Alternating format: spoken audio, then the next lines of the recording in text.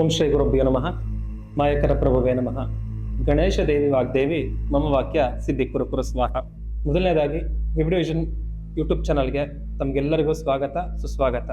ಇವತ್ತಿನ ದಿನ ಜುಲೈ ತಿಂಗಳ ರಾಶಿ ಭವಿಷ್ಯ, ಯಾವ್ಯಾವ ರಾಶಿಯವರಿಗೆ ಶುಭ, ಯಾವ್ಯಾವ ರಾಶಿಯವರಿಗೆ ಅಶುಭ, ನಾವೇನು ಎಚ್ಚರಿಕೆಯನ್ನು ಪಾಲನೆ ಮಾಡಬೇಕು ಅನ್ನೋದನ್ನ ತಿಳ್ಕೊಳ್ಳೋಣ. ನಾನು ನಿಮ್ಮ ಜ್ಯೋತಿಷ್ಯ ಪಂಡಿತ್ ಪುನೀತ್ ಕುಮಾರ್. ಯಾವ್ಯಾವ ಗ್ರಹಗಳು ಯಾವ್ಯಾವ ರಾಶಿಯಲ್ಲಿ ಸಂಚಾರ ಇರುತ್ತೆ ಅಂತ ತಿಳ್ಕೊಳ್ಳೋಣ. ಗುರು ಜೂನ್ 2ನೇ ತಾರೀಕಿನಂದು ಕಟಕ ರಾಶಿಯಲ್ಲಿ ಸಂಚಾರ ಆಯಿತು. ಯಥಾಸ್ಥಿತಿ ಜುಲೈ ತಿಂಗಳಲ್ಲಿ ಗುರು ಕಟಕ ರಾಶಿಯಲ್ಲಿ ಸಂಚಾರ ಇರ್ತದೆ. ಶನೇಶ್ವರ ಮೀನ ರಾಶಿಯಲ್ಲಿ ಸಂಚಾರ ಇರ್ತದೆ. ಹಾಗೆ ಕುಜ ವೃಷಭ ರಾಶಿಯಲ್ಲಿ ಯಥಾಸ್ಥಿತಿ ತಿಂಗಳ ಪೂರ್ತಿನೂ ಸಂಚಾರ ಇರ್ತದೆ. ಹಾಗೆ ರವಿ ಆದಿಯಲ್ಲಿ ಅಂದರೆ ಮೊದಲ 15 ದಿನ ಮಿಥುನ ರಾಶಿಯಲ್ಲಿ ಸಂಚಾರ, ಹಾಗೆ ಮಧ್ಯಭಾಗದ ನಂತರ ಕಟಕ ರಾಶಿಯಲ್ಲಿ ಸಂಚಾರ ಇರ್ತದೆ. ಹಾಗೆ ಬುಧ ಗ್ರಹ ಮೊದಲ ಒಂದು ಭಾಗದಲ್ಲಿ ಮಿಥುನ ರಾಶಿ ಸಂಚಾರ ಇದ್ದು ಹಾಗೆ ಅದು ಯಥಾಸ್ಥಿತಿ ಕಾಪಾಡಿಕೊಳ್ತದೆ. ಹಾಗೆ ಶುಕ್ರ ಕಟಕ ರಾಶಿಯಿಂದ ಸಿಂಹ ರಾಶಿಗೆ ಸಂಚಾರ ಇರ್ತದೆ. ಕೇತು ಮತ್ತೆ ರಾಹು ಯಥಾಸ್ಥಿತಿ ಕುಂಭರಾಶಿಯಲ್ಲಿ ರಾಹು, ಸಿಂಹ ರಾಶಿಯಲ್ಲಿ ಕೇತುವಿನ ಸಂಚಾರ ಇರ್ತದೆ. ಯಾವ್ಯಾವ ರಾಶಿಯವರ ಒಂದು ಪ್ರಭಾವ ನವಗ್ರಹಗಳಿಂದ ಆಗತ್ತೆ ಅದನ್ನು ತಿಳ್ಕೊಳ್ಳೋಣ.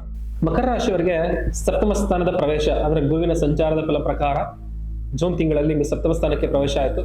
ಹಾಗೆ ರಾಶಿಯಾಧಿಪತಿ ನಿಮಗೆ 3ನೇ ಮನೆ ಸಂಚಾರ ಯೋಗ ಫಲ. ಮಕರ ರಾಶಿಯವರಿಗೆ ಇದು ಲಾಭದ ತಿಂಗಳ ಅಂತಾನೆ ಹೇಳ್ಬೋದು. ಯಾಕಂದ್ರೆ ಪೆಂಡಿಂಗ್ ಇರೋ ಕೆಲಸ ನೀವು ಕಂಪ್ಲೀಟ್ ಮಾಡ್ಕೊಳ್ಳೋಕೆ ಇದು ಸರಿಯಾದ ತಿಂಗಳಾಗಿರ್ತದೆ. ಹೊಸ ದಾರಿ, ಹೊಸ ಆಲೋಚನೆಗಳು ಬರುವಂತ ಸಾಧ್ಯತೆ ಈ ತಿಂಗಳಲ್ಲಿ ಇರ್ತದೆ. ಯಾರ್ಯಾರು ಮಕರ ರಾಶಿಯವರು ಸಂತಾನ ಅಪೇಕ್ಷೆ ಇರ್ತದೋ ಅಥವಾ ಸೈಟ್ ತಗೋಬೇಕು, ಮನೆ ತಗೋಬೇಕು ಅಥವಾ ಮನೆ ಕಟ್ಟಬೇಕು ಅನ್ನುವಂಥವ್ರಿಗೆ ಇದು ಸರಿಯಾದ ತಿಂಗಳಲ್ಲಿ ಪ್ಲಾನ್ ಮಾಡ್ಕೊಳ್ಳೋಕೆ, ಹಾಗೆ ದೇವರ ಅನುಗ್ರಹವನ್ನ ಪಡ್ಕೊಳ್ಳೋಕೆ ಕೂಡ ಇದು ಸರಿಯಾದ ಸಮಯ ಇದಾಗಿರ್ತದೆ. ವಿಶೇಷ ದರ್ಶನ ಫಲ ನಿಮ್ಗೆ ಆಗೋದ್ರಿಂದ ನೀವು ಗುರುವಿನ ಅನುಗ್ರಹ ಆಗಿರ್ಬೋದು, ದೇವತಾ ಅನುಗ್ರಹನ ಪಡ್ಕೊಳ್ಳೋದ್ರಿಂದ ಹೆಚ್ಚಾಗಿ ಶುಭ ಫಲ ನೀವು ನೋಡ್ತೀರಾ. ಒಂದು ಒಳ್ಳೆ ರೀತಿಯಲ್ಲಿ ಪ್ರೈವೇಟ್ ಜಾಬ್ ಆಗಿರ್ಬೋದು ಅಥವಾ ಗೌರ್ಮೆಂಟ್ ಉದ್ಯೋಗಕ್ಕೆ ಆಗಿರ್ಬೋದು ಅಪ್ಲೈ ಮಾಡ್ಕೊಂಡ್ರೆ ಈ ತಿಂಗಳು ನಿಮ್ಗೆ ಸ್ವಲ್ಪ ಸಮಾಧಾನವಾದಂಥ ವಾತಾವರಣ ಇರ್ತದೆ. ಹಾಗೆ ಸರ್ಕಾರದ ಆಫೀಸ್ಗಳಲ್ಲಿ ಏನಾದರೂ ಕೆಲಸ ನಿಮ್ ಪೆಂಡಿಂಗ್ ಇದ್ರೆ ಈ ತಿಂಗಳಲ್ಲಿ ನೀವು ಪ್ರಾರಂಭ ಮಾಡೋದ್ರಿಂದ ಹೆಚ್ಚಾಗಿ ಒಳ್ಳೆ ರೀತಿಯಲ್ಲಿ ಫಲವನ್ನು ನೀವು ನೋಡ್ತೀರಾ. ಅಪ್ಲಿಕೇಶನ್ ಹಾಕೋದ್ರಿಂದ ಕೂಡ ನಿಮ್ಗೆ ಇದರಲ್ಲಿ ಲಾಭಾಂಶ ನೀವು ನೋಡ್ಬೋದಾಗಿರ್ತದೆ. ಮನೆಯಲ್ಲಿ ಮಂಗಳ ಕಾರ್ಯಗಳು ಜರುಗೋದಕ್ಕೆ ಅನುಕೂಲ ಇರ್ತದೆ. ಹಾಗೆ ಸ್ವಲ್ಪ ಮಟ್ಟಿಗೆ ಮಕ್ಕಳಿಂದ ಶುಭ ವಾರ್ತೆಗಳನ್ನ ಪಡ್ಕೊಳ್ಳೋದಾಗಿರ್ಬೋದು ಅಥವಾ ಮಕ್ಕಳು ಏನಾದ್ರೂ ಸಾಧನೆ ಮಾಡುವಂತ ಒಂದು ಹಾದಿಯಲ್ಲಿ ನೀವು ಅವ್ರು ಹೋಗೋದ್ರಿಂದ ನಿಮ್ಗೆ ಅದು ಕೂಡ ಖುಷಿ ತಂದು ಕೊಡ್ತದೆ. ಹಾಗೆ ಯಾವುದೇ ಇನ್ವೆಸ್ಟ್ಮೆಂಟ್ ಮಾಡ್ಕೊಳ್ಳೋದಕ್ಕೆ ಒಂದು ಯೋಗ ಸಿಗೋದ್ರಿಂದ ನೀವು ಇನ್ವೆಸ್ಟ್ಮೆಂಟ್ ಮಾಡ್ಕೊಳ್ಳೋಕೆ ಕೂಡ ಇದು ಸರಿಯಾದ ಸಮಯ ಆಗಿರ್ತದೆ. ಶೇರ್ ಮಾರ್ಕೆಟ್ ನಲ್ಲಿ ಕೂಡ ನೀವು ಲಾಭಾಂಶನ ನೋಡುವಂತ ತಿಂಗಳು ಇದಾಗಿರ್ತದೆ.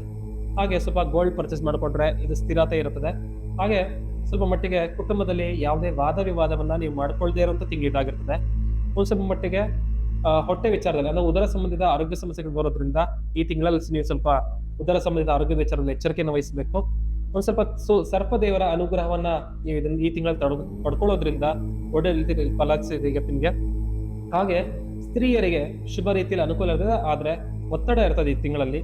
ಒಂದ್ ಸ್ವಲ್ಪ ಮಟ್ಟಿಗೆ ವಿದ್ಯಾರ್ಥಿಗಳಿಗೆ ಹೆಚ್ಚಾಗಿ ವಿದೇಶ ಪ್ರಯಾಣದ ಯೋಗ ಫಲ ಆಗಿರ್ಬೋದು. ನೀವು ಓದುವಂತ ಅಥವಾ ತಿಂಗಳಲ್ಲಿ ಏನ್ ಬರೀತೀರ ಎಕ್ಸಾಮು ನಿಮ್ಗೆ ಅದು ಒಳ್ಳೆ ರೀತಿಯಲ್ಲಿ ಅನುಕೂಲ ಇರ್ತದೆ. ಹಾಗೆ ಇಂಟ್ರೆನ್ಸ್ ಅಲ್ಲಿ ಆಗಿರ್ಬೋದು, ವ್ಯವಹಾರಗಳಲ್ಲಾಗಿರ್ಬೋದು ನಿಮ್ಗೆ ಶುಭ ಫಲವನ್ನು ನೀವು ನೋಡ್ತೀರಾ.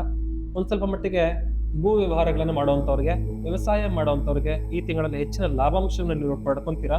ಹಾಗೆ ಒಂದ್ ಸ್ವಲ್ಪ ಮಟ್ಟಿಗೆ ಸಡನ್ ಆಗಿ ನೀವು ಯಾವುದೇ ಒಂದು ಇನ್ವೆಸ್ಟ್ ಮಾಡೋದ್ರಿಂದ ಹೆಚ್ಚಾಗಿ ಲಾಭವನ್ನು ಕೂಡ ನೀವು ನೋಡ್ತೀರಾ. ಹೊಸ ವಾಹನ ಖರೀದಿ ಮಾಡೋರಿಗೆ ಇದು ಸರಿಯಾದಂತ ತಿಂಗಳು ಕೂಡ ಹೇಳ್ತೀವಿ ನಾವು.